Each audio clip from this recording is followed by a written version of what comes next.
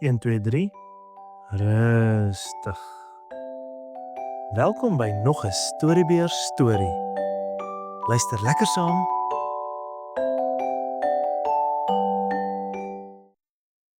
Stoffie skilpad.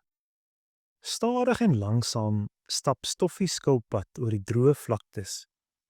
Die hele wêreld, net so ver hy kan sien, is vaal en stowwerig. Dit het so lanklaas gereën dat Stoffie dit nie eens meer kan onthou nie. So ver as wat hy met sy moe voete voortsukkel, slaan die stof agter hom op. Sommer van ver af kan 'n mens aan die stoffie sien dat daar iets is wat beweeg. Stoffie skilpad is honger en vreeslik dors. Hy kan baie lank sonder water bly, maar met die son wat sy dop al warmer bak, raak hy al dorser. As ek tog maar net 'n vetplant kan kry om te eet, sal dit ook al help, dink hy. Stoffie sien 'n klomp klippe. Klein droë bossies steek agter en langs aan die klippe uit. Dit lyk amper asof daardie bossies onder die klippe wil wegkruip, dink Stoffie, en stap soontoe. Hy gaan daar onder die bossies probeer wegkruip. So 'n effense ou koeltetjie sal ook al help om sy dop te laat afkoel. Stadig kruip Stoffie so diep soos wat hy maar kan onder die bossies in. Kwak, kwak, sê 'n hees paddastemmetjie toe hy op iets sags trap. Stoffie skrik en ruk sy poot weg. Kwak, kwak, sê 'n ou paddatjie weer. Ag, ekskuus tog, sê Stoffie. Jy lyk ook net so vaal soos die droë grond. Ek het jou nie eens raak gesien nie. Kwak, sê valpadda weer. Kwak. Ek wens dit wil reën. Waar op aarde kom jy vandaan? En dit in die hitte, vra Stoffie verbaas. Hy kan nie onthou dat hy al ooit 'n padda in die droë wêreld teëgekom het nie.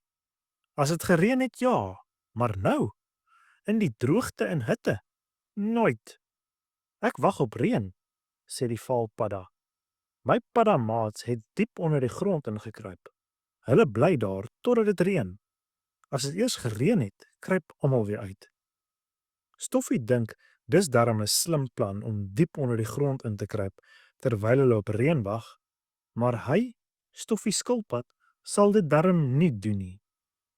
Stoffie stap later weer verder. Sy klein oogies kyk hierdie kant toe en daardie kant toe. Hy bly soek na kos en water. Skielik sien hy 'n vetplant. "Hai, dit gaan lekker smaak," sê hy. Gou-gou is hy by die vetplant en byt en eet te heerlik. Hy smil so dat van die groenerige sappigheid langs sy mond afloop. Nou het ek weer krag vir 'n lang ruk, dink hy. Daardie groen plantesap het sommer my ergste dors ook geles. Nou kan ek nog ver stap om 'n fontein of 'n dam te soek. 'n Eind verder hoor hy iets. Krits, krits. Maak dit daarbo in die doringboom. Stoffie kyk op. Dis moeilik om daarbo in die boom te kan sien. Sy nek kan nie so agteroor rek nie. "Wie is daarbo?" vra hy. Krits, krits. "Dis ek," sê iemand. "Wie is ek?" vra Stoffie weer. "Jy is Stoffie skilpad," sê die stem. "Nee, wie is jy regtig?" vra Stoffie weer en vererg hom vir die een wat so slim probeer wees. "Ek is Sporie sprinkaan. Ek eet sommer van die blare hierbo in die boom." "Wat van die baie dorings daar?" vra Stoffie en kyk na die baie wit dorings. Die hele boom is vol daarvan. Geen wonder die boom word doringboom genoem nie. "Nee, ek is versigtig," sê Sporie en kou verder. Krits, krits, krits, kou hy. "Ek sien daar ver kom 'n wolkie aan," sê Sporie. "Wag, dit lyk vir my daar kom nog een van daar ver agter die droë klipprige berg." Stoffie skilpad kan nie van hier onder op die grond af tot by die klipperige Vaal Karoo berge sien nie.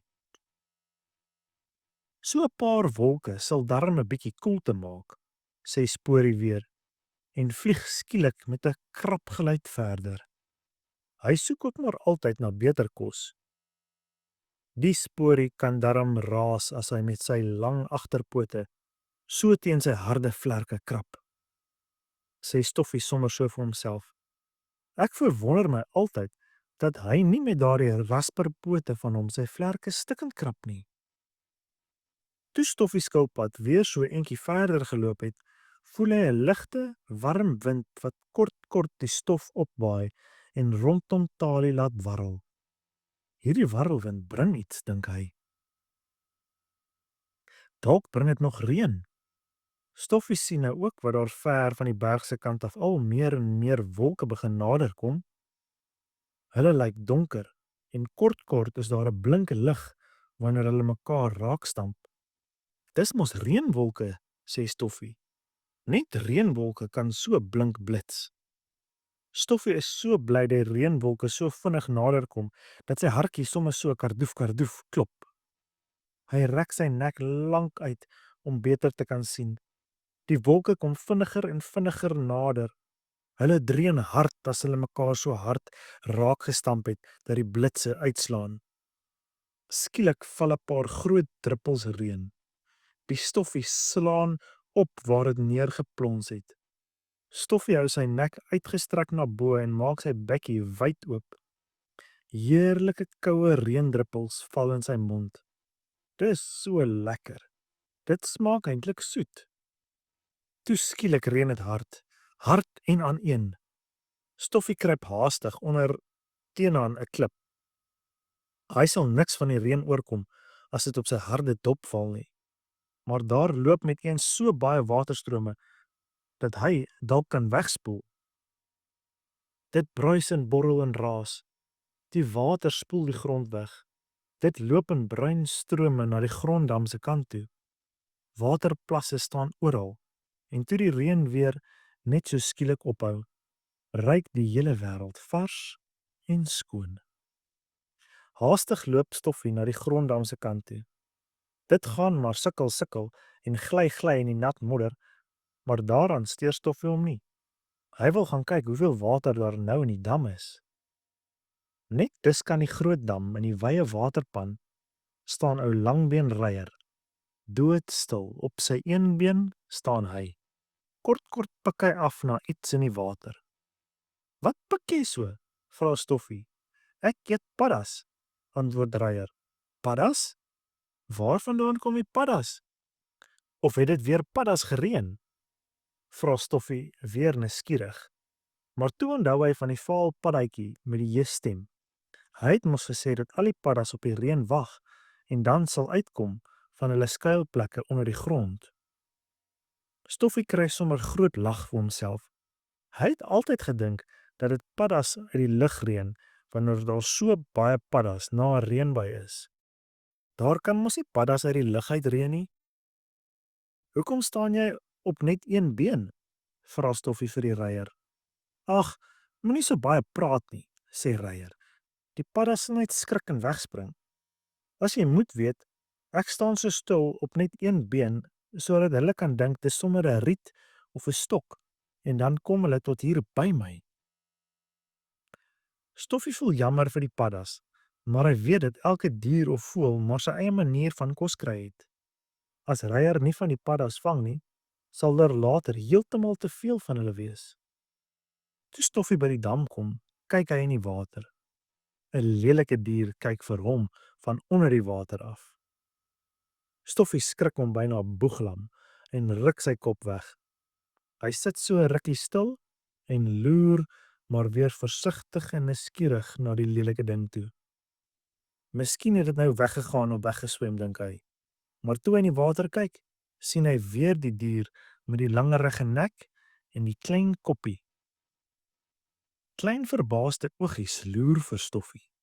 Stoffie voel jammer vir die lelike dier. Ag, hy kan darm nie help dat hy so lelik is nie, dink hy. Ek sal maar vriendelik wees. Stoffie glimlag vriendelik en groet die dier. "Goeiedag," sê hy en buig laer af. Die dier kom ook nader na die oppervlakte van die water. Stoffie sien dat hy iets sê, maar hy kan hom nie hoor nie.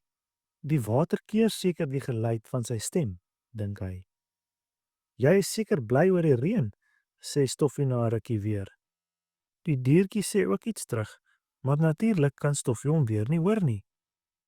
"Ek stap maar eers weer," sê Stoffie vriendelik en waai vir die dier daar in die water. Die dier waai ook vir Stoffie vriendelik. "Totsiens." "Wat 'n vriendelike dier is dit tog nie," sê Stoffie skilpad toe hy wegstap. "Sy vriendelikheid maak dat hy mooi lyk." "Wat praat jy so?" vra Hasie Hiep skielik langs Stoffie. Stoffie skrik om gedaan. "Ag nee, Hasie Hiep, jy sal my hartklopings gee met jou skielike gepraat," sê hy en vertel vir Hasie Hiep van die lelike, tog vriendelike diertjie wat hy in die water gesien het. Verbaas kyk Hasie Hiep na Stoffie. Maar voordat hy vir Stoffie kan vertel dat dit vir homself is wat hy daar in die water sien en weerkaats het, hoor hulle die geroep van Minnie Muis. "Help! My nes is onder water," sê sy. "As ek nie dadelik al my kleintjies daar uitkry nie, gaan hulle verdrink. Ek het al 2 na 'n ander plek geneem, maar dit neem te lank as ek hulle een vir een moet dra." "Ek sal jou help," sê Stoffie skilpad. "Laai hulle gou almal op my rug, dan dra ek hulle net waarheen jy wil gaan." Net gou sit Minnie Muis al 4 haar ander baba muise op skilpad se rug. Stoffie skilpad stap maar stadig, maar hulle kom darm almal veilig by die ander 2 baba muise aan. "Ag Stoffie," sê Minnie, "hoe kan ek jou ooit genoeg bedank vir jou hulp en vriendelikheid?" "Baie, baie dankie. As dit nie vir jou was nie, sou my kleintjies nou dood gewees het." "Dis sommer niks," sê Stoffie. "Ek help graag as ek kan." Hy glimlag gelukkig. Hy wens hy kan so vriendelik wees soos die dier in die dam. Hasie Hiep kyk na Stoffie. Kyk net hoe mooi lyk Stoffie as hy so gelukkig is, dink hy en spring weg om ook na sy klein hasies en sy vroutjie te gaan. Fluit, fluit. My storie is uit.